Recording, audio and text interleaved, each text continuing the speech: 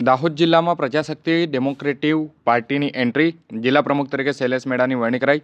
આ તારીખ 14/2026 શનિવારના રોજ બપોર 2 કલાક સુધીમાં આપેલ માહિતી અનુસાર શૈલેષ મેડાને દાહોદ જિલ્લા પ્રમુખ પદ પર નિમણૂક કરવામાં આવે છે। થોડા દિવસ પહેલા શૈલેષ મેડા પોતાના સમર્થકો સાથે આમ આદમી પાર્ટીમાંથી રાજીનામું આપ્યું હતું। રાજીનામા બાદ શૈલેષ મેડા સમર્થકો સાથે પ્રજાશક્તિ ડેમોક્રેટિવ પાર્ટીમાં જોડાયા હતા। ગુજરાતના પૂર્વ મુખ્યમંત્રી શંકરસિંહ વાઘેલાના હસ્તે કેસ પેરી અને પાર્ટીની જવાબદારી ઉઠાવી હતી અને આવનાર સમયમાં સ્થાનિક સ્વરાજની ચૂંટણી લડવાની પણ તૈયારીઓ શરૂ કરી દીધી છે।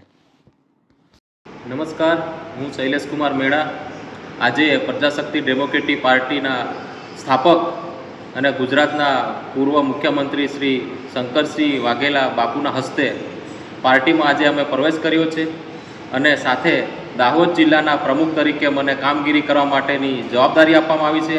એ બદલ હું શૈલેષ કુમાર મેડા અને મારા સાથી મિત્રો બાપુનો હૃદયપૂર્વક ખૂબ ખૂબ આભાર માનીએ છીએ। આજ રોજ દાહોદ જિલ્લામાં પ્રજાશક્તિ ડેમોક્રેટિક પાર્ટીનો શુભારંભ કરવામાં આવ્યો છે।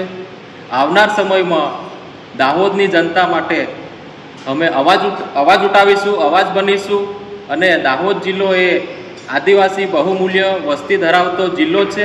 દાહોદ જિલ્લામાં સરકારી યોજના હોય કે પાયાની સુવિધા હોય જેમાં દાહોદ જિલ્લાની જનતા ભોગ બની રહી છે, જેવી કે શિક્ષણની સુવિધા છે, આરોગ્યની સુવિધા છે, ખેડૂતો માટે સિંચાઈના પાણીની અવ્યવસ્થા છે।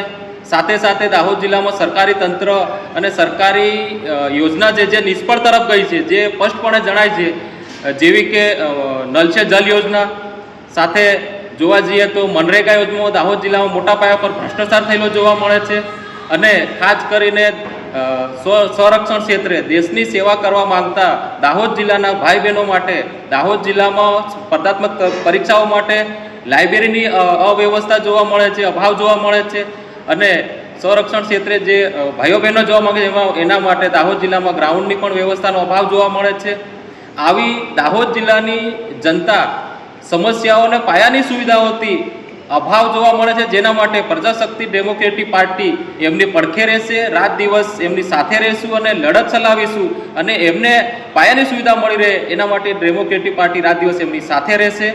આવનાર સમયમાં ગુજરાત રાજ્યમાં તાલુકા પંચાયત, જિલ્લા પંચાયત, નગર પંચાયતનું ઇલેક્શન આવી રહ્યું છે, જેમાં દાહોદ જિલ્લાની જનતાનો આશીર્વાદ મળે અને બાપુના માર્ગદર્શન હેઠળ દાહોદ જિલ્લામાં અમે તાલુકા પંચાયતની તમામ સીટો, જિલ્લા પંચાયતની તમામ સીટો ઉપર ભાગ લેશું, એમાં કોઈ શંકાને સ્થાન નથી। હું જિલ્લા પ્રમુખ શૈલેષભાઈ મેડા દાહોદ જિલ્લાની જનતાને અપીલ કરું છું કે આવો, સાથે મળીએ, પાર્ટીમાં જોડાવ અને દાહોદ જિલ્લાના વિકાસની નવી દિશા તરફ આપણે આગળ વધીએ।